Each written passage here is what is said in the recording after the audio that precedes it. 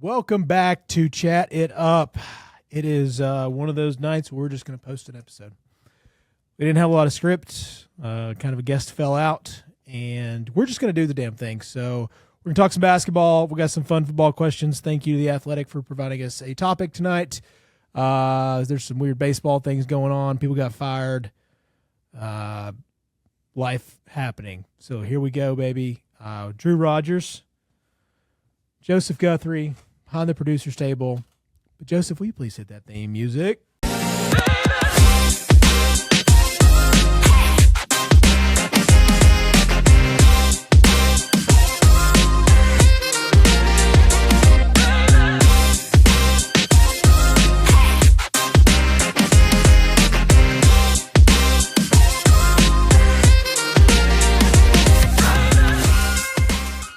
Well, hello again. Oh, young Drew, the NBA first round was here. Mm-hmm. It was certainly here. It's now gone. Thank goodness. Yeah. It interesting time for you as a Celtics fan. You know, I didn't watch a single second of Game 7. Wow. I told pretty much everybody that would listen, because I'm annoying. I told them that I knew they'd lost once they lost Game 6. I could kind of feel it. I've watched. Not that they're the same team. They're definitely a little bit weaker this year. Definitely new cast of characters, but I've watched the Jays-led Celtics for so long that I can kind of tell when a game went like what they need. And I'll be honest, this version of the Celtics just is not a team that comes equipped to, after giving 2 games in a row, to just stop the bleeding. They can do comebacks. They're pretty good at that. Yeah. But they front run and they do comebacks. But stopping the bleeding is not something that the Celtics team has ever done. And, yeah, I like my coach before the playoffs start. And, Then they started to get experimentation. Just same stuff every year. Like, I didn't watch the game, but at the men's league game that we were at this week, Buddy came up to me and he was kind of talking about it. And I was like, look, dude, I didn't watch any of it. And he was like, well, here's what you missed. Celtics are down 4, and they sit there and they bomb 4 or 5 threes in a row. And that sounds about right. And Mazzulla's just standing there with his hands in his pockets. Like, I get it. That's what the Celtics, this era, has been built on. They take a bunch of threes. They kind of hunt those looks. They have a bunch of willing and ready shooters. But when your three-point percentage is as low as somebody like Derek White's has been through this playoffs, it may be time for Joe Mazzulla to grab the reins a little bit and say, hey, maybe we just get a paint touch or something like that, or maybe we run a little set half-court offense for something other than a 3, maybe mix it up a little bit. As far as future implications, I was thinking about this today. I think it'd be really, really fun if Joel Embiid got a championship now. Like, again, I don't really like the way he has played basketball, and I don't really love his entire career as a whole, but I will say, if a normal person got Bell's palsy and appendicitis, there's no way they're going out there for a playoff game. No way. So I'll be honest, battling through that and the fact that his body is basically – there's no way Joel Embiid has a long life expectancy after his playing career. Sorry, man. Knock on wood, hope that doesn't happen. But, I mean, he's literally taken years off his life to play this game and honor the fans. And he comes out and he's urging Philly fans not to sell their tickets, not to let New York take over. I don't even remember what Philly's arena is called right now, but – I don't remember what they're at. I don't know. I'll be honest. But, yeah, I think it'd be really cool if we got a Joel Embiid championship, and then he just retired. Was like, I can't do this anymore. So, as we talked about, I wished he would just win the ship, retire on stage. Xfinity Mobile Arena. Yeah, you could have given me a long time. You could have given me, it's a Fortune 500 company. I've been like, I don't know. I probably would have went through all of them. Yeah. That's a really lame name. Yeah. There's a lot of lame names like in stadiums. Well, now. like the FedEx Forum is cool. I like that one for the most part. That's the Grizzlies, right? Yep. MSG, obviously, Madison Square Garden. I'm partial to TD Garden, of course, Celtics. Yeah. Yeah, I'll be honest. State Farm Arena doesn't do it for me. It's cool, but it doesn't really do it. It's a very nice arena, but it feels the most corporate. Yeah, for sure. The insurance business is like the made fun of. What is Charlotte's called? Oh gosh, I was Spectrum Center. It's not bad. Yeah. That's not bad. Yeah, of course that is just the name of another cell phone carrier, but yeah, maybe that's what we should do on this podcast. We should workshop how we can make NBA arena names more elite. Like what can we add to? Can we just like? Is there like nicknames that we could give arenas? Yeah, you got to find some sort of Yeah. nickname in there, but still, obviously, the advertising has to be there. Well, because the buzz forever for the Warriors was like when you're playing at Oracle, like like it's a different atmosphere. And this playoffs, the best atmosphere that I heard.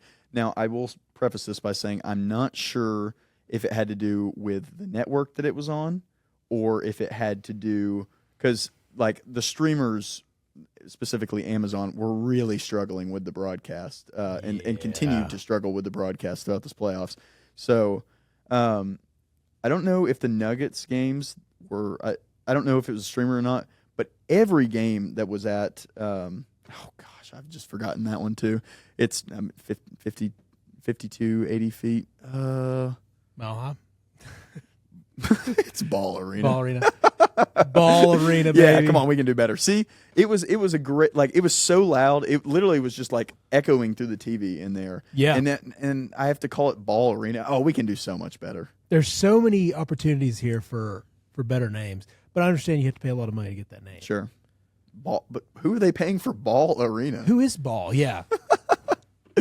Are we? Is that just Wilson paying for that, or is this a family? I mean, the family that owns the Nuggets are very wealthy. I do know that. Previously, the Pepsi Center. So yeah, they were getting that money. They were getting that money then. Let's see. Oh, it's probably like it's privately owned. Why is it named the Ball Arena? I don't really understand that at all. Huh. Yeah. We'll figure it out. Anyways. Put that up on the screen. There we go. Named after See, Ball Corporation. so- Okay. That's even lamer. Major manufacturer. Well, they are still getting that money. But, I mean, I feel like there's so many, like, because, okay, so Joseph, we'll bring you in right here. Give me some college football arena names off the cuff that they kind of inspire a little fear. Some nicknames or their actual names. I've got a couple in my brain, but. I mean, just as far as nicknames go, like the Big House, the Shoe, those are like iconic. They're a part of college football. The Coliseum, the I know USC's been kind of down in recent years, but like it's still iconic. Like iconic, you know. And I know, like, I don't know, it's Neyland. Neyland's cool. That's a cool name, Bryant Denny. I know they're named after like figures related to the school, but like I feel like that's better than just some corporate chill. Yeah, it's just that has no spirit to it. Like when Kentucky like, added Kroger, you're like it's Kroger. That feels more empty for an already empty feeling fan base. It's like, why you couldn't have come up with, like, I get it if you're doing the like don't get me wrong, Tennessee did what, Pilot Field, but it's still Neyland Stadium. So it's like they're like, hey, we want to take the money, but we want to keep like the part of the tradition there. Yep. And I love that they went to preserve that. Like, I will say that's one of the things I do appreciate the most about the Big House, Michigan specifically. Yeah. It's just minimal branding. Yeah, like none. Like it's the Big House. Yeah, I enjoy that college football have not sold like the Pilot. Yeah, they will. Yeah, it's coming. But I enjoy that it's not like Neyland Stadium at Pilot Field right now, or like what Pilots, you mean like Pilot Field, Pilot Stadium? Yeah, Pilot's Neyland Stadium, like, which, you know, with how they're throwing money around now in college football, it's probably coming. And I mean, if we don't do something to cap rosters, somebody's going to sell their stadium name. Sure. Like it's going to happen. So it'll start in the lower ranks because there'll be some super rich Coastal donor. Carolina. Yeah, perfect. Yeah, Coastal or somebody along those lines where it's just big enough where they pay for a roster. And they're like, they pay for a roster to like get them into a playoff. just enough. It's on its way. But that's the thing is, like, why can't we do that? I mean, I guess it's just too much money, especially like for the NFL and the NBA. It's like too much money to have like the Ball Arena. I'm like, dang, can it be whatever the Nuggets Center presented by Ball? I don't know. Yeah, no. I mean, dude, you got Mile High Stadium. Yeah. Why not just Mile High Arena? Why not just make that you've already made that your entire thing with the Denver Broncos. Or why not just play into that? I mean, they put 5280 on all their jerseys, City Edition. So why not just 5280 Arena, sponsored by the Ball Corporation or something like that? Like that would be super easy. Kind of seems like a layup. Or if State Farm would sponsor another business and we get Magic City. Magic City Arena. That's your Atlanta Hawks. Yeah. What if this comes full circle? I'm sure you saw that tweet that was like the Hawks canceled Magic City night, but they were okay with their fans watching them get fucked for 40 minutes. 48 minutes the other night. That was the worst loss as far as like humiliation goes as a fan I've ever had. That one and the Justin Worley Tennessee versus Oklahoma game. Those are the two biggest beatings. Oh, that's a good one. Oh, God, I had forgotten about that. Yeah. Wow. Yeah, because if you guys remember, Justin Worley, poor guy, probably it felt like 1,000 sacks. Yeah. Was that what Oklahoma team was that? Was that Baker? That was definitely Baker. That was Baker That when was they Baker. came to Was Neyland, that- right? There were some. No, the Or first was it no older Baker, than Baker? Nope, it was older than Baker because Baker came to Neyland with. Are we talking Josh about like Dobbs. Trevor Knight? Yeah, Oh God, That's pretty sure. Pretty sure that Oklahoma was a Sugar while. Bowl type team, right? Yeah, I was trying to think. yeah. Justin Worley. My years are running together. I was telling them earlier, like it's just crazy, so like many how years. life. You're like, oh, that's only been like 4 or 5 years. And it's Yeah. like, no, man, you're at the mark where it's like 8 to 10 years now. Like, brother, that was over a decade ago. Yeah, Yeah. I'm sorry. Jeez. What? Justin Worley versus Oklahoma. I gotta look this up. Yeah, now. you Now I know, need the year when now. people say the 2028 NBA draft or the 2028 NFL draft, that's not 5 years from now. No, anymore. that's in 2 years. That's 2 Yeah, that was years. Trevor Knight. It was Trevor Knight. Trevor Wow. Knight. They didn't even play that great. Like it wasn't like they had 1,000 yards. That Trevor Knight Oklahoma. Those Trevor Knight Oklahoma teams were interesting. I Yeah. don't want to say they weren't bad, but He they were started- just interesting. If memory serves correctly, was it him or was it the guy before him that started in the Sugar Bowl for the first time versus Alabama? Or not the Sugar. It may have been the Sugar Bowl. There's some. I know Trevor had an amazing Alabama game. Yeah. I think know. I I think don't it know. I I don't think it remember. was Trevor Knight because he wasn't the regular starter, but they threw him in because either the guy was declaring or he just didn't want to play or he was injured, and he tore that Alabama team up in the Sugar Bowl. Even Alabama was having a general down year that year. I don't remember. Hmm. But it was what? That was wait. If that was 2013, That should be like 2013. 2013. That was my senior year because we were at. I remember where I was at watching that game. Yeah.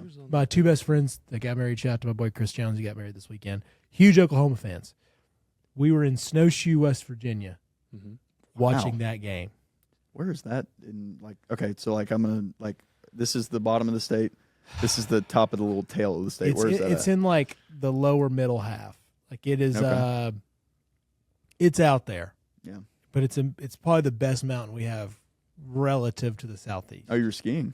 Yeah. Okay. We went on a snowboarding trip every year to Snowshoe, and we go out there. Remember, we were having a good time, and it was Alabama in 2013. We're like, no way, Trevor Knight's playing. This is probably not it. And maybe that was 2014. It's one of he the was he two. was an A&M at one point, right? Yes, Maybe I that was believe. 14 that I'm thinking of. I believe he transferred from. It's one of the two. It's that down Saban year, but they had. Obviously they always had a really good running 2014. back. Click Yeah, on that 2014. box score. Who was their running back that year? Because it's either Mark Because they Ingram. beat the. It's Derrick Derrick Henry. Henry. Yeah. Yeah. And they did a relatively they just didn't Well, they- get it to Derrick. They Henry. were. Yeah, he had 8 carries. Yeah. He only had 8 carries. Yeah, I remember. But like, he had 100 yards. Yeah, I remember Oklahoma because Knight did so well in the Derrick Henry thing. Knight did so well in the first half they couldn't give it to Henry. They had to throw Yeah. the ball the whole game. Yeah, Yeah, I remember yeah. that one well. I was Hey- watching it at my grandparents. AJ Yeah. McCarron was where my head went initially when we were talking about that. I was like, was that the AJ McCarron Alabama teams? And it was. Yeah. God, man. Some of those years run together, man. I'm going a random trail here. But yeah, those That's what are this whole pod's about. That's what this exactly whole what we were episode's here. about. This is like 2014. like what we. It's kind of like leaning into your demons, like what we try to fight against every time we get on here. That's just Yes. what we're That's doing what we're doing tonight. today. Yeah, We need to get it out before we have guests on. Oh yeah, Yeah. no, that was McCarron's last year, and then they won the they had Blake Sims afterwards. Look something up for me, Joseph. Chase, Yeah. over under 3,000 NFL passing yards for AJ McCarron. Because I'll quantify this. I remember him being Like he was. I'm gonna say under. He was in more than the typical backup because Andy Dalton would get hurt. I was thinking. I was thinking more. I feel like he had a couple. Let's see. Couple years where he played 3 or 4 games at least. 1,192. No, man. Bad wow. That's 3 years in Cincy, 1 year in Oakland, 2 years in Houston, and 1 final year in Cincinnati. You're right, though, because he played 7 games. What, 7? Yeah. 1? Not a lot. Yeah. I thought he played more games. You know he's coaching in the UFL now? I did not. He's a head coach for one of the I can't remember which UFL team. When does that start? Do we know? It's going on now. Yeah. Just how much I know. Yeah. The UFL. I always told myself, I was like, man, if they ever do spring football, I'm really going to get involved and I'm going to love it. Yeah. And then that was just a lie. Yeah. Have you watched any? Have you watched any UFL at all? Sports bars. That's literally the only time I catch it. Like when nothing else is on and they have to have some sports on the TV besides cricket. Do we have anybody to cheer for in the UFL as far as we might have one soon, or I might have one. He's the head coach of the Birmingham Stallions. I would like. Let's see what some stats are. Let's see what some league leaders. Been to that arena down there? Yeah, it's UAB's football field. I went there for the Birmingham Bowl last year. Pretty good experience. If they could fill that stadium, if they could get people to care about the Stallions, it would be like a really cool local thing to do. I could see that the UFL kind of because there's a lot of they ran through some like notable names right before the season started. There's a lot of guys that I remember from college football. Like Jordan Ta'amu was one of the guys. I was like, I haven't heard that name in forever. Yeah, I know my guy Pavia is really, really wanting the NFL thing, but I'll be honest, I would consider becoming a Birmingham Stallions season ticket holder if he went down there and was. I would go. I would probably go to every game, and if he was like the starting quarterback for the Birmingham Stallions. Yeah. I know he's wanting the NFL thing to work out.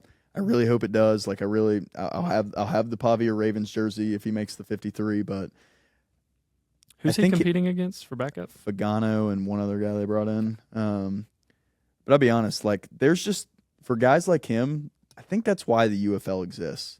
I think the UFL needs to take advantage of guys like him, of guys that just aren't meant for the program. Again, love you, hope you make it. But guys that aren't meant for the program, and that but have the name and the fans and the because if Diego Pavia threw 3 interceptions, then every Tennessee fan is going to descend upon him, and then they'll bring up every Tennessee quarterback that's ever made it in the league. Yeah, and I think the UFL needs to do. Now, I get it's hard to get guys to come to the UFL. Yeah. If you're in the UFL, nobody's just signing there. Like, you're taking the 3-year, undrafted rookie contract any day. But if they could get a guy like him in there, they could sell some tickets. It would motivate me to find motivate me to find his game every week, at least on television, if it wasn't close to me. Yeah, I was just kind of looking up the same thing. I was like, yeah, I mean, like Matt Corral. Yeah, cool. Never worked out. Dorian Thompson-Robinson. Yep. Trying to think. Can't get there with that one. Wait, he's in the so they just kicked him out of the league because he was on the Browns roster. Dude, Justin Ross after his freshman year at Clemson, I thought he was going to be like the next great NFL wide receiver, and it just Butler did not. He was a part of that. He was part of that Corey Davis run of wide receiver. That's crazy. Yeah. Dude, the Stallions are loaded. Look at all this talent. Yeah, I think they're the number 1 team. Hang on, let's pull up UFL. Okay. We're learning about the UFL in this This pod. is cool. I'm in here. Let's see, the DC Defenders. Birmingham is 2-4. Ooh, tough one. Maybe they don't have a defense. What's the points allowed? No points defense. Yeah. No defense, subpar offense. Recipe for disaster. That is. They actually have the second worst offense in the league, so they kind of just suck. DC. All right, who's on this Defenders team? We got to figure this out. We're gonna look that up right now. DC Defenders. Anybody that we would know. All right. I got the team roster. Here we go. Oh, stop. There we go. Roster. Brian Abraham. Yeah. Deontay Anderson. See anybody? DeAndre Baker. Yeah, there you go. There we go. Okay. I remember Baskerville up there from LSU. I remember him. Let's see who else we got here. There's some guys playing. Yeah, Paxton Brooks. Is that Tennessee punter? Does that name? Wow. Ring a bell?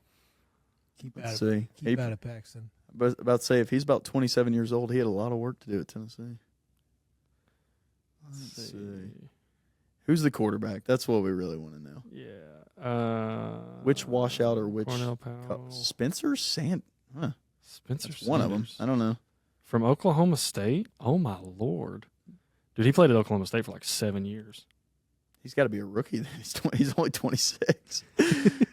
Oh, this is fun. Wow. Yeah, See, I don't, what else I we got? wonder- Yeah, Jordan Ta'amu. Yeah. Yeah, there you go. Ole Miss's finest. Yeah. All right, our leading passers in the Austin Reed's tearing it up for I Dallas. feel Yeah. like I would have recognized more Austin names. Reed. on this That list. makes sense. Do we know of Jack Plummer? That name's. I know that name. It's not Jake, obviously. I know that. Jack. I know that name. Jalen McClendon. Two of his little brothers playing. Oh, Talia? Mhm. Yep. Yeah. Greg Ward. Hmm. Where's Hunter Deckers? He sounds familiar. Hunter Deckers. Yeah. We have some notable names around there. I mean, it's worth a watch. Deion Jackson's our leading running back, so that's your DC defenders. There's some guys. But what if we had a couple guys? What if each team had at least a pretty noticeable college guy? That's the thing. Like, what if you could just get these guys? Like, what if they could convince them to take bigger what if they could find some money and convince these guys to take, comparable contracts, which I know it won't get up to NFL money. I get it. There's not that much to throw around. But what if they could offer some packages for guys who are like notable names? Like, give me a I don't know, a running back example. Or a receiver, like a really good. Like, what if they could convince the guy? See, that wouldn't really work. I was going to talk about the guy on San Diego State that had all those yards, but or how about like? Are you looking for somebody that's going to like sell tickets? Yeah, sure. Or are you just looking for like somebody that you thought, like somebody that had a prominent college career that? Yeah, I'm trying to think of because there's a lot of these guys in like basketball where you're like, they were stars in college, but They don't really translate. yeah, to but the I hate to say he may actually still work out somewhat, but like Jalen Hyatt from Tennessee, sure, you had a Politikoff Award winner, but obviously the Tennessee thing's not exactly working out. he's still on the Giants roster. Yeah, he's still on the Yeah. Giants roster, but I'm saying don't really play him, do they? yeah, they just don't play him. Yeah. Which that may just be a stupid Giants thing. I think he's got the talent, but I'm just trying to think of a Biletnikoff Award winner. What if you could just pony up the money for somebody that's a fourth wide receiver? If you could ever get that kind of cash, It is tough because Pavi is a unique case of a guy that has it's really hard to break through into national media and getting a bunch of people to care about you beyond because people are going to care about what he does no matter what, whether you love or hate him. There's always going to be people on either side of the coin. But you know what? I may check out how many games are left in the UFL schedule because it looks like they played everybody. Because it looks like there's 8 teams. Let me check. Standings schedule. yeah, League schedule. I'd watch it. I'd take a peek. We're coming up on week 7. Week 7. There's a game Friday night. There's 2 games on Saturday and a game on Sunday. See, that's the thing that they need to do better. They need to just have them all at the same time. Yeah, And they need to put it on one network. I get they got to get all this broadcast money, but it needs to be the thing that a lot of these spring leagues do is they try to just cash out everything when I think the easiest thing to do is just make it simple. Don't lose viewership by making it complicated. Yeah. And that's sorry, I'm going to do this again. That's one of my favorite sports, NASCAR. That's the mistake that they make. They've got it on Fox, NBC, USA Network, Prime, TNT, CW. Now I'll do the work. I'll figure out. But it's big enough where you can do that. Yeah, I'll figure it out. But I feel like they leave a ton of viewership on the table. Just have it on one network. Get that one network to be really good. Pony up the money. I get these streamers are they're gonna try to poach anything. Even the Masters isn't sacred now. There's who was it Prime Amazon, that had part of first it 2 was hours of on. the Masters, but Yeah. we need a simplification. What we need, there's a lot of talk right now about gerrymandering, how they're drawing all the political. I don't care a thing about it, but we need to gerrymander sports. We need to like Amazon Prime. You can have these two. Yeah. NBC. You can have the NFL. ESPN. Oh and God, dude, I don't know if you can. ESPN. You can have college football. We need to. Not that those are specific. I feel like but you have to exclude the NFL and college football because just the sheer numbers that those generate. Yeah, like, that's fair. Yeah. Those fair. probably stay the way they are now, and then everything else is like, hey, let's flip this. But the NFL and college football, they just make so much money. It's like I think some of those networks could probably afford to be like, hey, we're going to broadcast football, and then once that's done, we're just going to for the rest of the year. Yeah, like that's you how could probably much. do that. Yeah, Definitely. Now the UFL also does have different rules. Yeah. They have their own like rules. Yeah, set. and like see, this that's the whole thing. 60-yard field goal is 4 points, That's the thing. which like is kind of insane. I'm sure that they do this, but like I'm sure a ton of people don't know this because I saw a clip the other day of the Canadian Football League, and they were highlighting one of their unique rules where like even if you miss the field goal, if you kick the field goal through the end zone, you still get a point. That's Yeah, the you most still- yeah, and Canadian. again, thing that's ever, dude. hilariously Like, stupid, and like that's the reason why I'll never. It's still on tune the in. front. Well, side. you tried. It's still on the front side of the Yeah. end zone, right? Huh? It's still on the front side of the end zone. Yeah. Yeah, that also yeah, just feels wrong. super weird. It's why. Yeah, let's just cause a car wreck. At the That's- front of the end zone all That the feels time. like being different for the sake of being different. Yeah, but Yeah. another thing, like, why can't Canadians. we? What if we're going to gerrymander sports? Why can't we? Why can't we consolidate these different leagues? Like, if we truly want to get a watchable product, now the NFL would absolutely abhor this, but Yeah. why can't we get these leagues to just consolidate and be like, look, you may have enough star power to eke out a couple million viewers, or you may have enough interesting names and enough interesting teams and enough people who would actually care about this. Because as it stands right now, we went through the UFL and I was like, oh, Matt Corral, that's kind of cool. Oh, Yeah. Laviska Chenault. I think it's the same really care reason about that, that. like, Yeah. I don't know. I think it's the same reason. And tell me if I'm not answering your question here because I might not be. I think it's the same reason you don't see a lot of television for, like, the NBA G League or for, Yeah. like, farm leagues in Yeah, MLB. It's because it's like, hey, you have a very niche market that's there. Like, there's a very niche market that would be interested in watching Matt Corral play football. And it's probably Ole Miss fans and a certain sect of Ole Miss fans, not even all Ole Miss fans. He would have to like go to a Memphis team. Yeah. for that Yeah. to work. Yeah. That's fair. Exactly. Like, I think that's your. Yeah.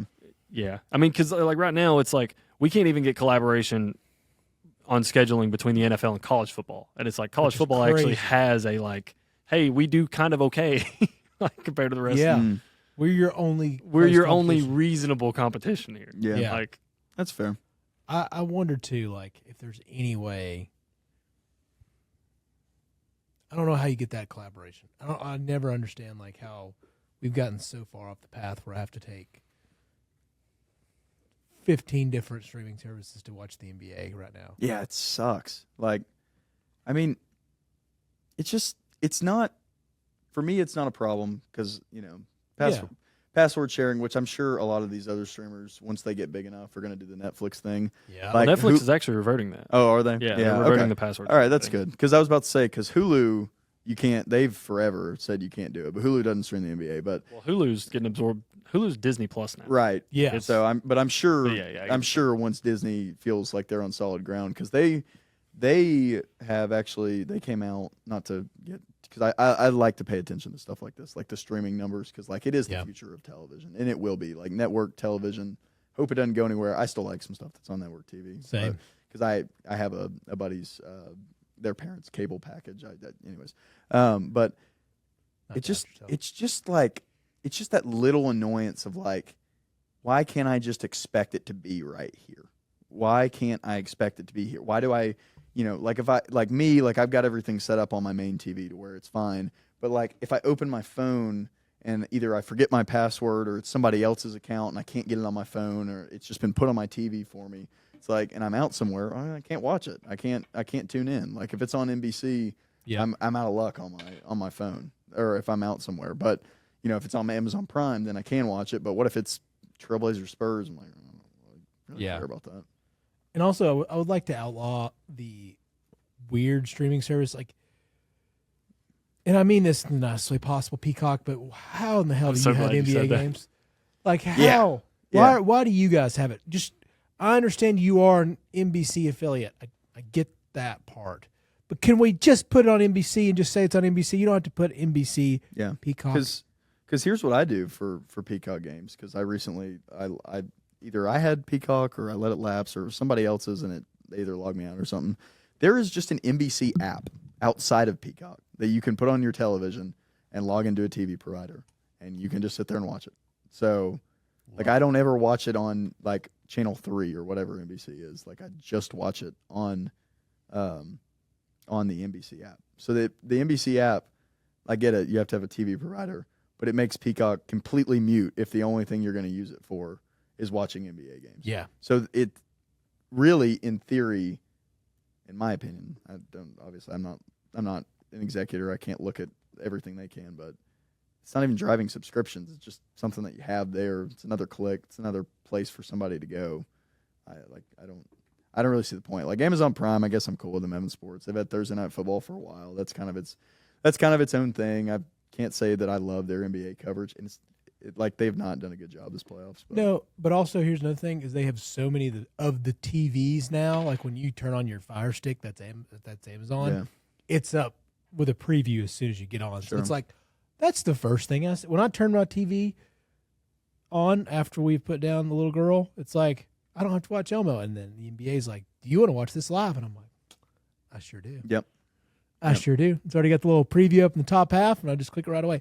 That part is nice. But then, as you mentioned, coverage hasn't been wonderful. No, and they're still figuring it out, so I'll give them a little grace period. I'll give Amazon a grace period. Again, NBC, I'm totally cool to have the NBA for kind of the classic NBC music and all that. And yes. My dad was super excited when that came back. His generation seems to enjoy that a lot more or care about it a lot more than I do. NBC music? It's called Roundball Rock. So it's a classic Special. NBA on NBC score, and they had like the guy who originally composed it. They had a live thing at the All-Star game. He was super excited about it. Again, that's something the older generation cares about. Well, but hang on now. If we're talking about, because you're talking about like intro music, right? Yeah, dude, you're throwing me under the bus with the older generation stuff, man. Because the SEC on CBS jingle was like, well, yeah, but that's I love that. Like I see that's the thing though. Like that's the thing. Yeah. It's like in a couple of years' time when we're down the road, people are like, what is what do you mean by SEC on CBS? No, I miss it so bad. The intros were the I miss Vernon Gary too. They could never make me hate those two. I know Tennessee, Georgia, Alabama fans hate them. I know. No, I really don't. I really don't. I get it. I just thought it was tough towards the end. Yeah, it was getting rougher, and they're still doing games. But they were still so good. Yeah, for the longest time. It's Gary just retired, right? Yeah, this year. It's Brad Nessler. So it's Brad Nessler, and I don't know who their other guy is now. Yeah, I miss Vernon Gary. I will say. So they're doing the Big Ten, right? Yeah. They are doing the Big Ten. So yes, they will be doing like a random. Part of me wonders sometimes, like, and I know he's just he played football, he called games forever, but part of me wonders if sometimes when like Gary was sitting there and he was calling like Michigan State at Purdue. And he was just, like he'd peek down at his phone at a commercial break and be like, man, I really wish we were at Auburn and LSU.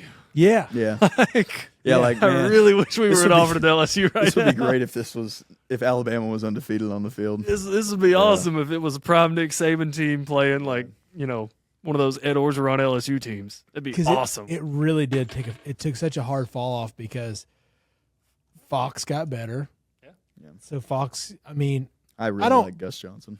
Yeah, and also I do too. I don't love the Barstool. I understand why they did it. I don't love the Barstool guys like doing that. And I'm a huge Barstool fan.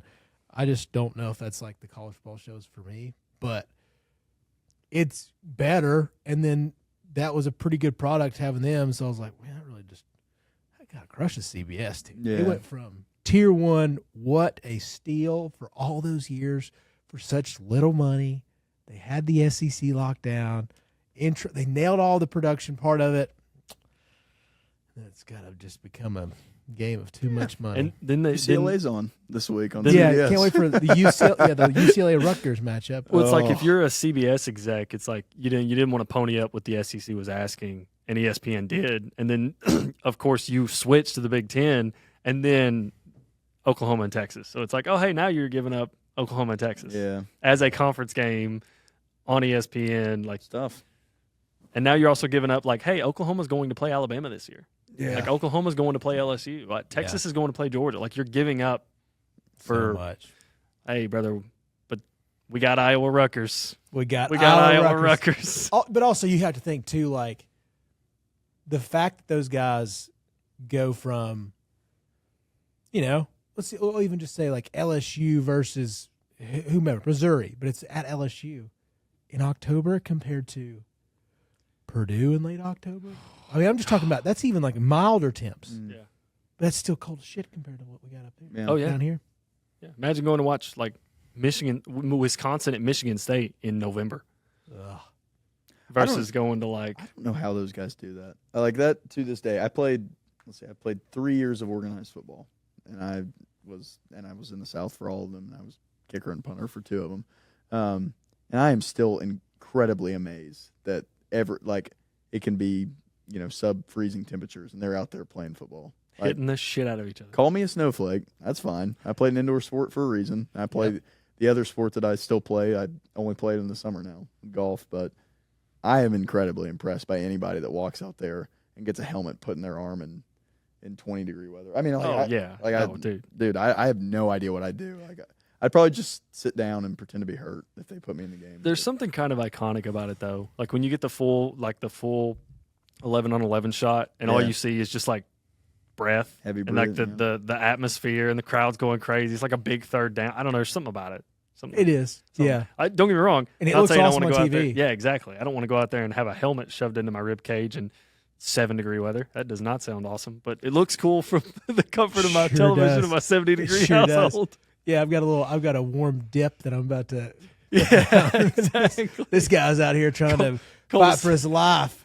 Coldest thing in my hand is the coldest thing in my house is the beer in my hand. Yeah, that's bingo.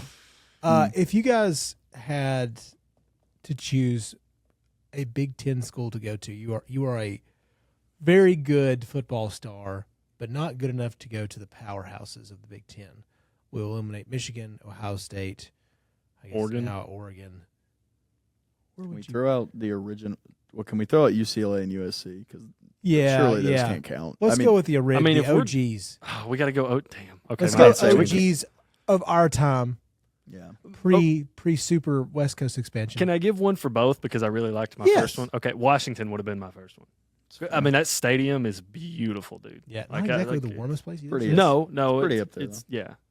But if we're going OG Big Ten, all right, I do like the Washington one because you probably have that's probably the best view of the stadium. Yeah, dude, and the jerseys are. I love the purple color scheme too. Like, yeah, you can't be short because Kyler Murray's going to look small in purple. But sorry, Kyler, catching strays. OG Big Ten.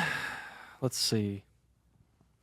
I would say OG Big Ten, not counting Ohio State and Michigan, right? Because I mean, if we're taking out the Pac-12 edition, I don't think you're allowed to say Northwestern either. Why not? Huh? Why not? Previous regime. Oh. Are we okay? We what, throwing out Penn State too? Yeah. I would count them as a powerhouse, I guess. I mean, not. Yeah, that is my question. One, like I guess the top two would be. Oh, I know. It's right here, dude. If I get to wear this, I can't see it, but if I get to wear their full flag helmet, however many times a year they do that, I mean, that's good for me. Maryland's not the coldest in the conference. I mean, when did they switch over? Maryland? 2010. They were in the ACC. God, they were what? They were ACC. Yeah, they were in the ACC until the 2010s. I know that. I think he's right. I think it's 20 between 2010 and 2013, somewhere around that. I'll look it up. And Maryland has some fairly competitive teams. And again, at least I don't have to go to Purdue or. Right now, you would 2014. Say, yeah, right now I think most people would say Indiana. Oh, if State doesn't count as a powerhouse, I would go to State. I mean, Michigan State. Yeah, I like the green. I've also been partial. Yeah, this is football, so I wouldn't count them as a powerhouse. Like, I would say Penn State's on the precipice of being called that, I guess. But like Penn State, Indiana, Iowa. Give me Nebraska, dude. They're not a powerhouse right now. They're not a powerhouse. Nebraska. Yeah, it's. Oof. I mean, it's disappointing over there. Let me tell you. They're on the up and up. I'll fight for Wisconsin. I'll fight for Will Compton. Madison.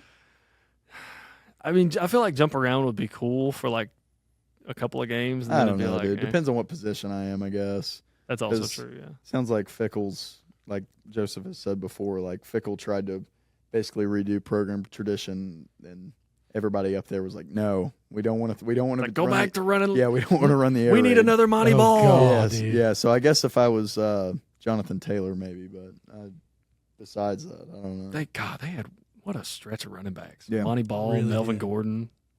Oh Really gosh. had one. I mean, if my dream position would be tight end. So if I was like a tight end, Yeah. I don't know if I could do. I mean, I would be cool at times, but then also I'd be like, Oh boy, would it be cool Playing tight end at Iowa. Playing tight Yeah. end. playing tight tight end end? in Iowa. I mean, if you're a linebacker that loves contact, Yeah. yeah. I guess it's all situational there. What would you want to play? Receiver. I say receiver. I would say receiver, but I'm not gonna lie. The first hospital ball that I caught in the noggin, Chris Olave style, I'm out, Yeah, dude. Hell, dude. In my dream scenario, I'd just put me under center. Okay, Yeah. dream Okay, scenario. Yeah, this is a quarterback. dream scenario. Yeah. Yeah.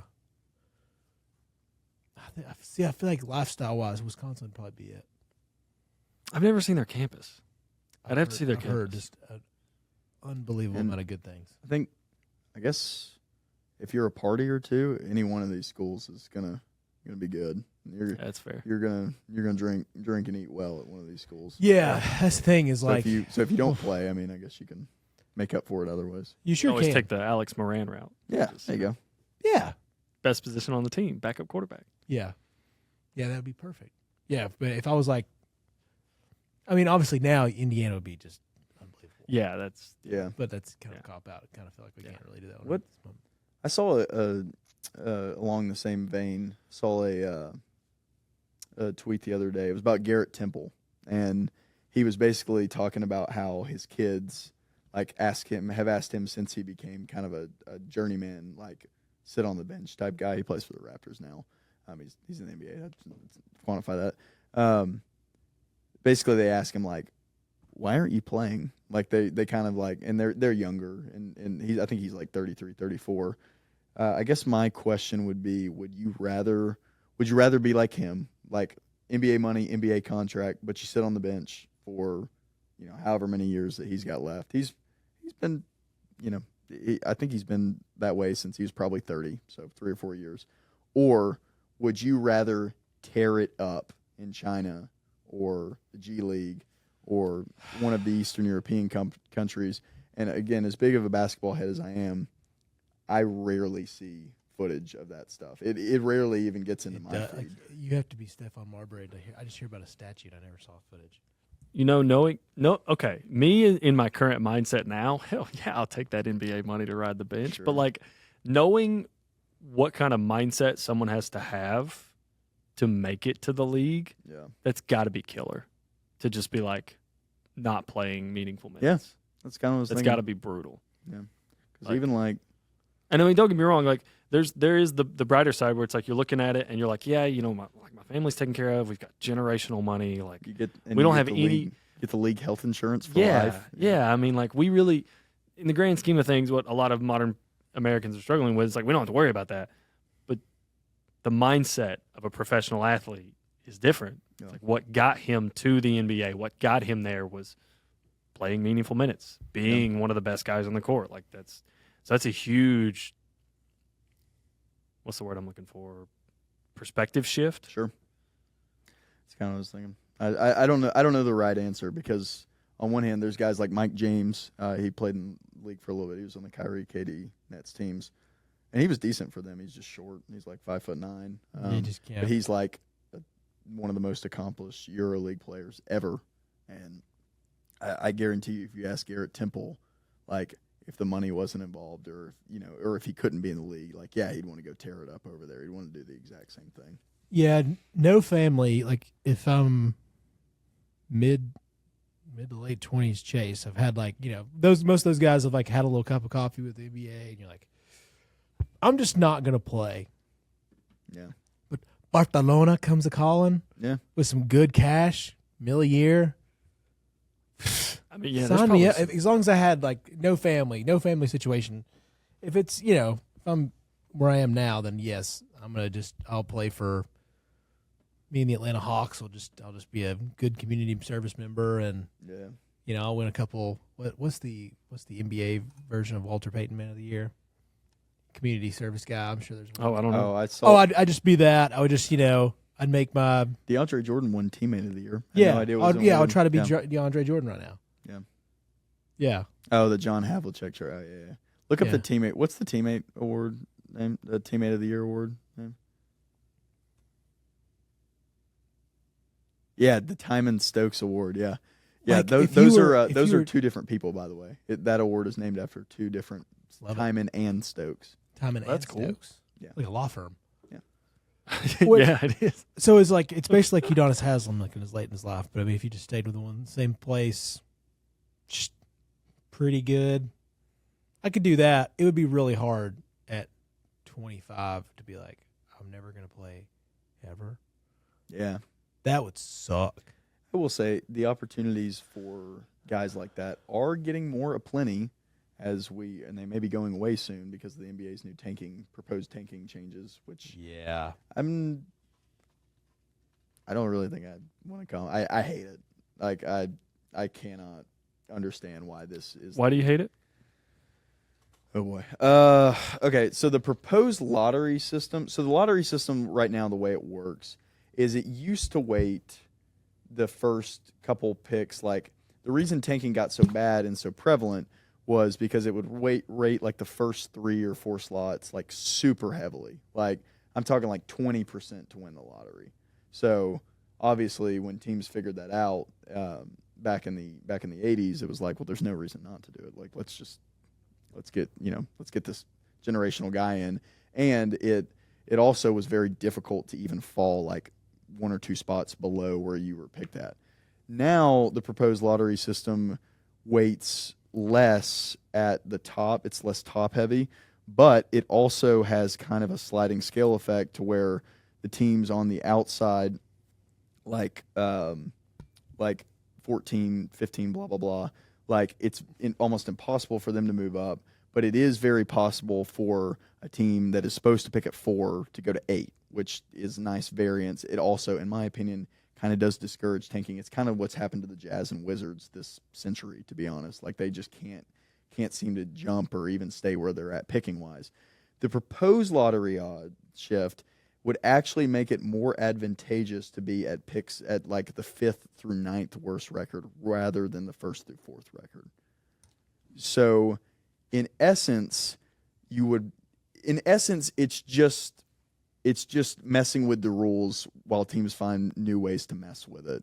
And if the Wizards have to start Trae Young and Anthony Davis a couple more games to get to the 5th worst record, then no harm, no foul. They'll do it. Or if here's another terrible team. If the Pelicans have to, if they're better next year with all their young guys coming up, if they have to, some of them get calf strains, 2 weeks earlier to move them down from 12 to 9, then they'll just do it, and it'll be the same thing. It's just stupid, and go ahead, Joseph. Well, I had a question, like, and this is coming from somebody who's I don't know anything about the NBA's draft system. Like, I don't. I'll be honest with you. Is there any reason why they don't just do what the NFL does, where it's like, hey, you were the worst team, you get the first draft pick? Like, why do they do the lottery? Like, it's pretty much so. Why do you have to draw for a draft pick? We're about to get way into the NBA weeds here. And we don't have to if you don't want to. No. I mean, I'm genuinely curious. This is a very, very well known story. I mean, I'll give the layman's version of it. In whenever Patrick Ewing was drafted, the 2 worst teams in the league were pull this up actually. I don't want to get this story wrong, but whenever Patrick Ewing was drafted, 1985, the 2 worst teams in the league were the Knicks, and I think it's the Pacers. I'm not. It's one team. It's the Knicks versus a small market team. So you go to the NBA draft. Yeah, go right there to Basketball Reference. So, what is it? Yeah, Indiana. So it's the Knicks versus the Pacers, and Patrick Ewing at Georgetown, huge deal. Probably even at that time in college was a bigger deal than Michael Jordan was at Carolina. Oh yeah, crap! I just broke my bracelet playing with it. By far was a bigger deal. So the theory is that the league invented this lottery system to basically get Patrick Ewing onto the Knicks. Now, there's a bunch of videos and footage that explain this way better than I can. You can go look those up if you don't know this story. They didn't want him to go. But they did not want him to go to the Indiana Pacers because, again, at Georgetown, which had kind of become this perennial college powerhouse, he was the biggest star in college basketball by far and was supposed to be that for the league and kind of just, he was okay. Yeah, he was decent. He was a very good player for the Knicks. But anyways, since then, since doing that, of course, there's theories every year that they rig it for certain teams and blah, blah, blah, blah, blah. But since doing that, it's kind of like, well, we introduced this. We can't just yank it back, because, job well done, but on getting Patrick Ewing to the Knicks. And nobody's ever heard of Wayman Tisdale that went second to the Pacers. So, anyways, I think it was just introduced. Now they kind of have to keep it. But, of course, like all good things that humans do, people figured out how to break it pretty quickly. And once they figured out how to break it, and especially once the 2010s started, where teams are just now unabashedly tanking, we're just going to keep seeing this. And, in my opinion, flattening the lottery odds.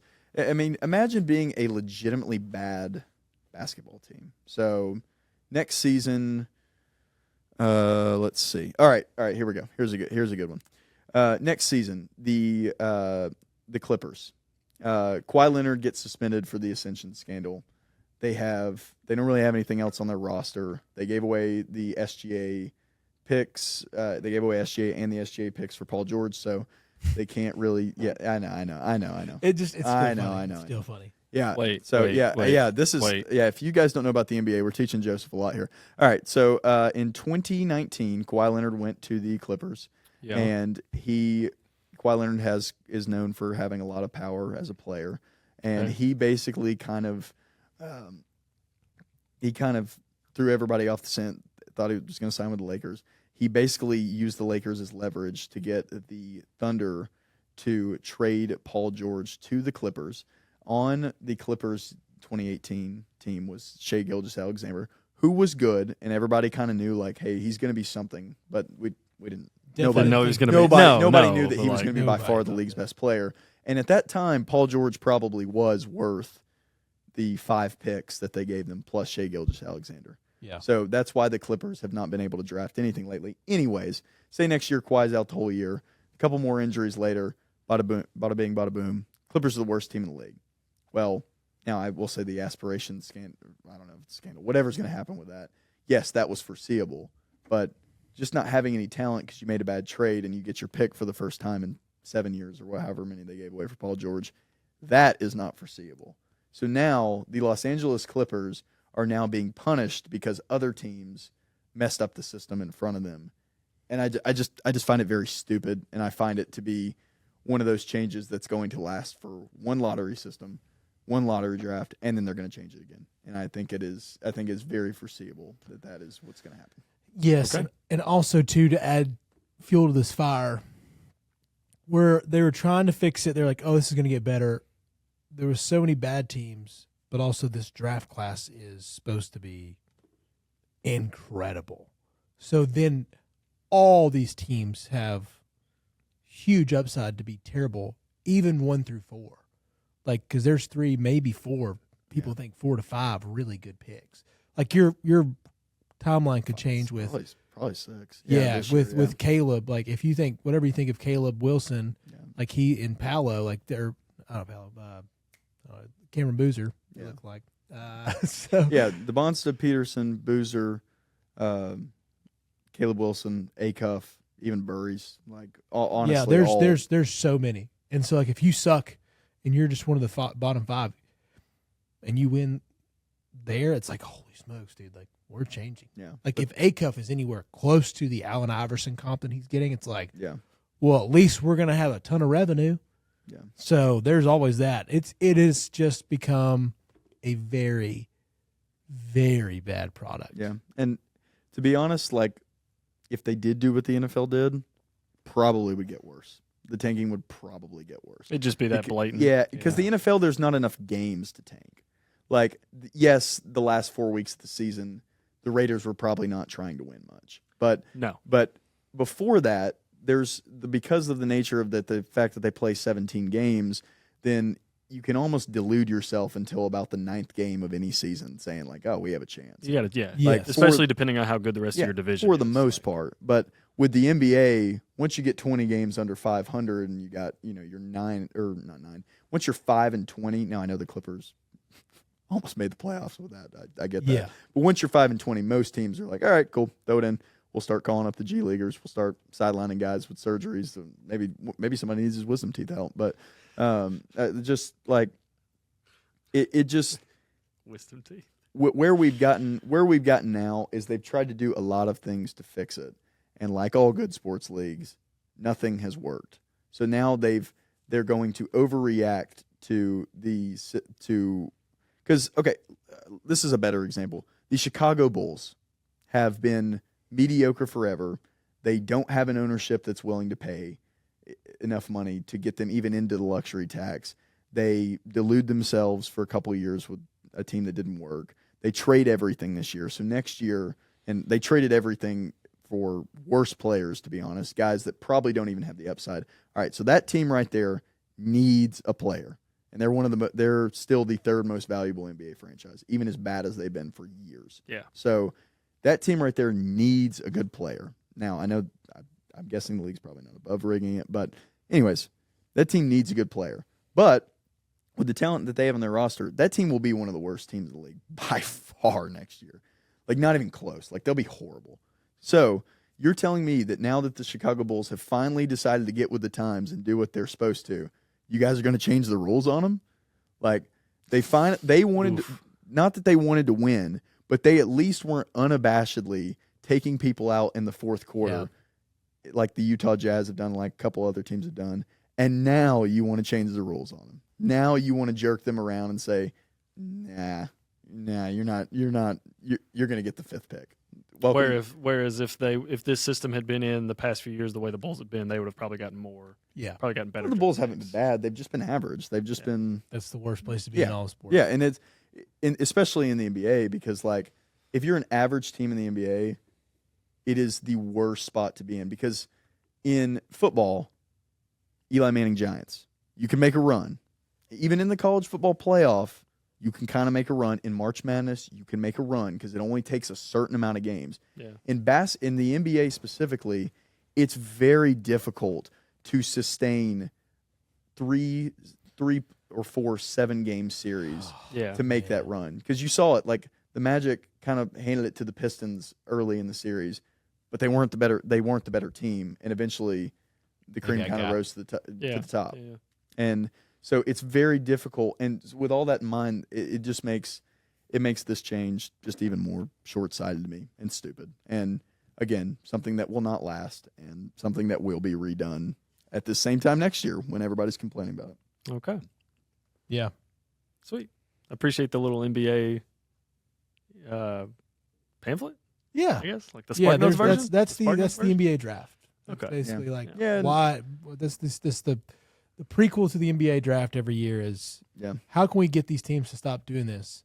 Because it's terrible. Because like fans have to show up, but they like the money's so big in the NFL, it's kind of hard to do that. Yeah, the system around the culture around the NFL will make fun of you. Like you will have to own up at these owners' meetings. It's just different in the NBA. Like they just, revenue sharing's different. Yada yada yada.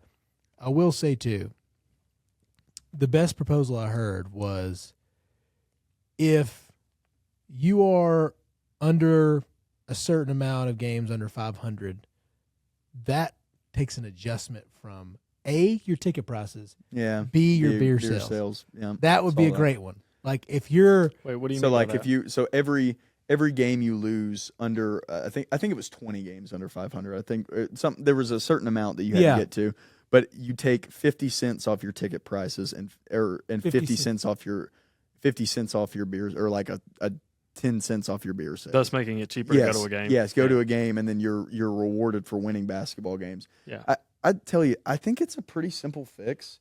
If you are in the top 5 or top 7 for 2 years in a row, then come year 3, you have to go to the back of the lottery. Your odds automatically get reset. Yeah, and I think when you say, fans have to sit through that, I think yes, you should, but the organization inherently is going to care about their own fans.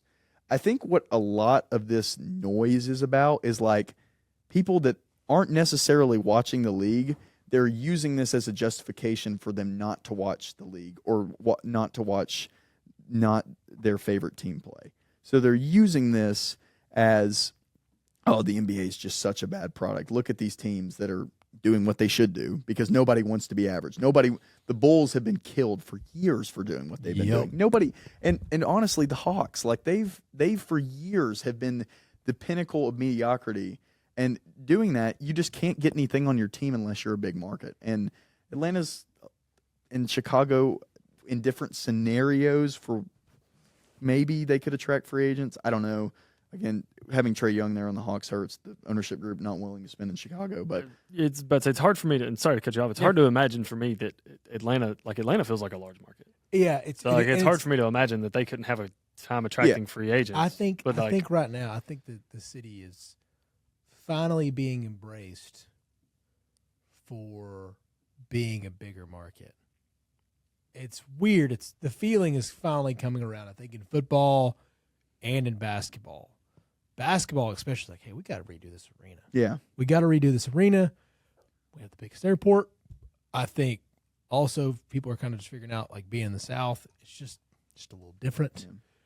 The homes, your value can get, like, yes, New York's awesome, but it's also like, shit, dude, it's hard to go, like, raise a family up there. Like, yeah, it's expensive. Yeah, it's very expensive, and, like, I don't care what kind of money you make. Like, oh, shit, my buddy down here in Atlanta, he's got all these opportunities now. Like, I mean, well, it's not even just, it's like you can live on the outskirts of Atlanta, and it's like, hey, your cost of living is going to go down, but you can get the benefits of working in Atlanta. Sure. Yeah. Like, yeah. I mean, all that to say, like, I don't think that the people that cry wolf about this lottery thing actually care about the product of the NBA.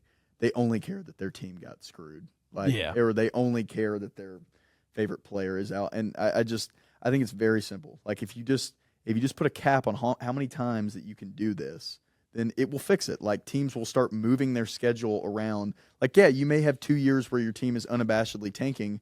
That's better than what the Wizards have been doing. They've been doing it for the past since Bradley Beal left in 2021. So that's 5 years. Like, that's a long time. And yeah, they weren't good before he and Russell Westbrook left. Like, they were the 8th seed, and they were a little bit more fun, but they weren't doing anything with that team. So, like, if you just put a cap on that, I don't know. Again, it's a challenging issue because the lottery is probably not going anywhere. And I'm not honestly sure that it should. I kind of find it fun. Like, I think it is fun that you, like, the NFL draft, like, yeah, and teams get killed for blowing the number 1 pick in the NFL all the time. All the time. So, like, I think it is fun that, because, like, last year, for example, the pick that became Cooper Flagg, he only went to the Mavericks because Josh Giddey hit a half quarter against the Lakers. So I think it's fun because the Bulls would have been that pick had he missed that shot. So I think it's fun thinking about stuff like that of, like, if he doesn't hit a miraculous buzzer beater in overtime, then Cooper Flagg is on the Bulls. So I think it's a fun system for fans. Yeah, that definitely adds nuance to it. Especially if you have 82 games. Like, you got to give me a reason to care about some of these things. Yeah. And that's a good point you brought up. To my question is that the NFL just has the ultimate advantage of scarcity. Yeah. Like, I think that's the big thing that football has over every other league that every other league can't manufacture is just scarcity. It's like you can't play multiple football games a week, dude. You can't. Like, you only get so many of these. Yeah. Nope. That's the thing is, like, it's funny them trying to add more because it's like, yeah, nobody wants that. I don't want 18 regular season. Do you guys? It's just unnecessary. Yeah. It's just unnecessary. It's just like them expanding the college football playoff to 24 teams. It's just it's unnecessary. The fact that college basketball. Yeah, dude. Yeah, I don't need to see. We didn't even. I don't need to see 18 seed Duquesne. Come on, no, guys. Dude, like, that's gross. And I feel like right now with the 16, you can tell me if I'm wrong here. I feel that it's the perfect amount where you get your auto bids and you also, because there's debate every single year of these teams that get left out. So you get a couple decent teams that honestly, decent power conference teams that could have made some noise. that get left out. And I feel like it's the perfect amount right now where you have these Cinderella stories. But if you put 18 in there and you're talking about 8 more teams now, so you're talking about not only do the last 4 out get in, but the next 4 out get in. That starts to me to feel a little bit like a participation trophy. Yeah, just a little bit. It's the problem I had. So as long as we're on the topic of playoff expansions and fields getting larger, it's the problem I had when they first wanted to move from 4 to 12. Is I was like, I legitimately I understand, and now after seeing 12 and how it implemented, I'm like, okay, I was wrong about this. This actually kind of works, minus the auto bid thing. Give me the top 12 teams. I need that. But like a big argument in my head was like, I'm not going to feel sorry for you as like the 10th team in the nation getting left out of a 14 playoff. Like, I don't feel bad for you. You had opportunities. Now when we've gotten to 12, I'm like, okay, there's 12 teams. If you're number 15, I don't feel bad for you. And I feel that I have that attitude. I'm sure some college basketball fans have that attitude where it's like, hey, if you're one of these bubble teams, it's like you had the regular season to make sure you were in the tournament. Yeah. That's what we have. That's why we have a regular season. And more games. And more games than a college football. Exactly. And that's my point is like when you expand this playoff field, and I think it goes for any sport, the more you expand a playoff field, the more you hurt your regular season, regardless. And you have to have games that are outside of the playoffs matter, in my opinion. And I know the 12-team playoff, specifically from a college football standpoint, helps more of those games matter. But like, if we're talking about doubling it, going to 24, and now the NCAA tournament was it 78? 76. Sorry, my math was off there. Yeah. It's like now it's already kind of hard. Like in college basketball, it's already kind of hard for me to kind of get some hype for like a random Tuesday night game outside of it being like a top 5 matchup. And even then, it's like if you lose, it's like, well, still going to make the tournament. Yep. And again, there is a group of people who are going to watch the college basketball regular season. For sure. Some years I'm in it, some years I'm not. Yeah. And it just kind of goes. But the problem being here. The biggest problem that I see, and I get why this is done, it's money, like all that, like I get it. Like, sure, I'm not blind to that fact. The biggest problem I have here is this is one of the greatest transcendent things that we have left in sports. So this is something that transcends its target demographic to almost like 150% amount. So my mom doesn't really like sports. Like, she'll watch them. She likes going to live sports games.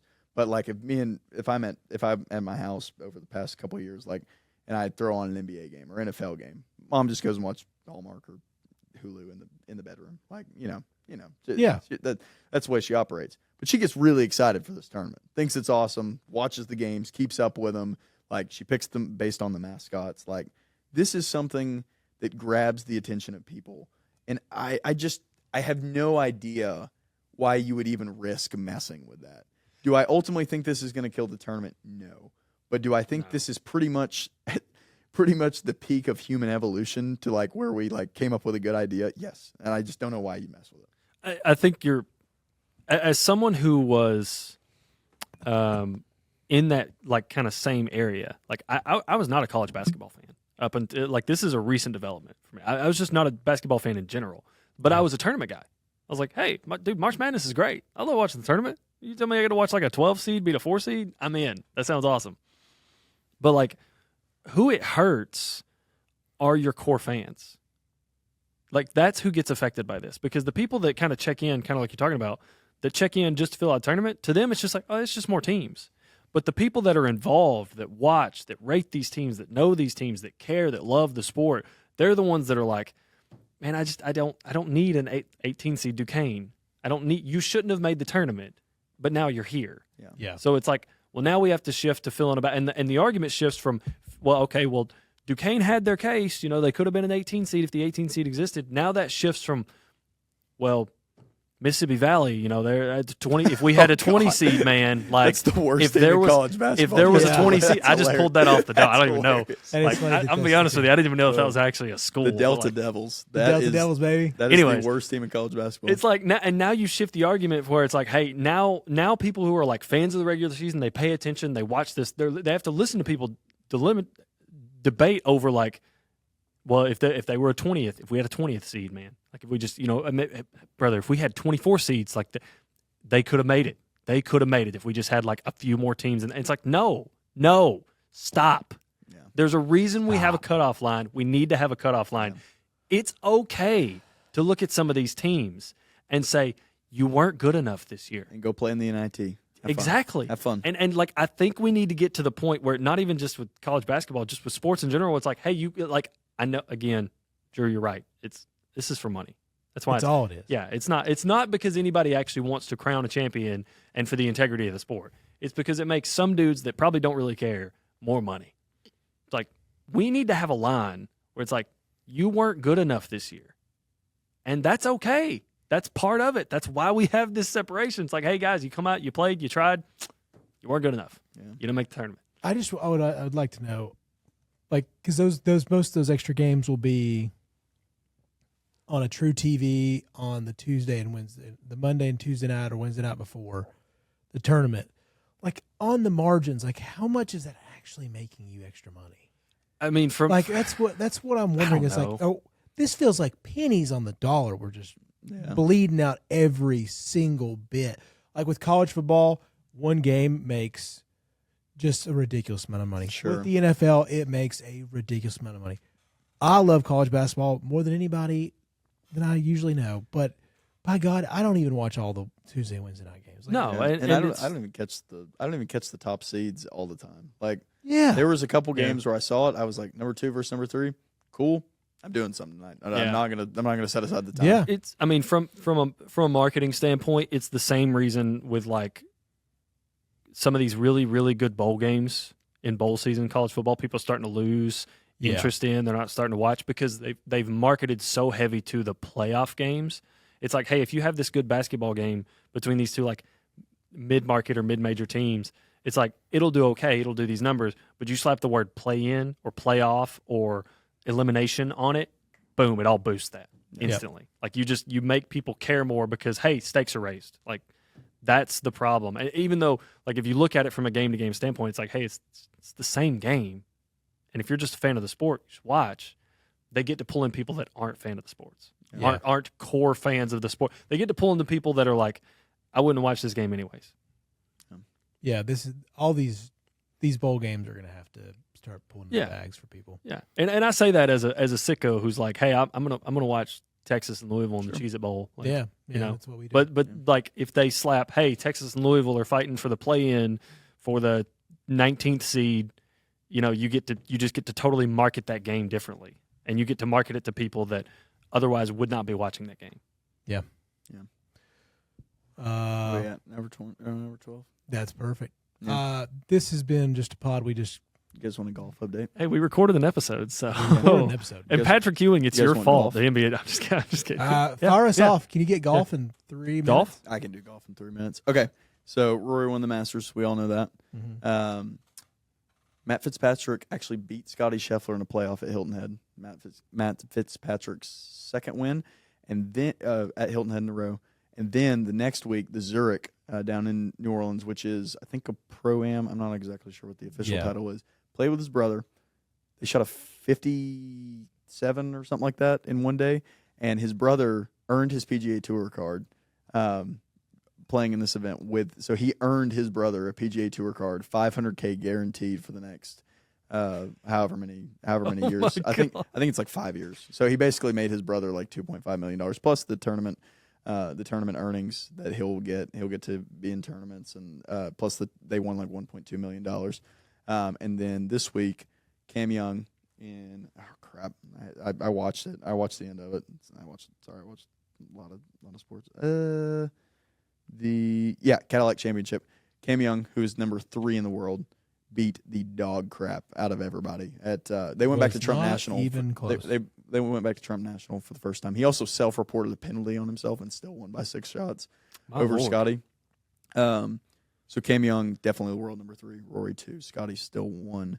And Matt Fitzpatrick, I think, is a comfortable 4th. So it's been a good year in golf. I do this every year because I played in the golf fantasy league last year, so I watched way too much of it. I didn't even know they did golf fantasy. No. I'm just going to be honest. They just do it in my friend group. We tried to do it. We made it about halfway through the golf slate and then realized that it's not meant to be watched like that. But how does that even? I'm sorry. We made the whole thing up ourselves. Anyways, it's been a good year in golf. Again, I do this every year. And then Chase Elliott won this week at Texas for NASCAR. So there you go. NASCAR and golf. I love that. Like and subscribe everywhere, boys, girls. We appreciate everybody watching. If you watched all the way through this, you are an absolute trooper. We love you so much. We out.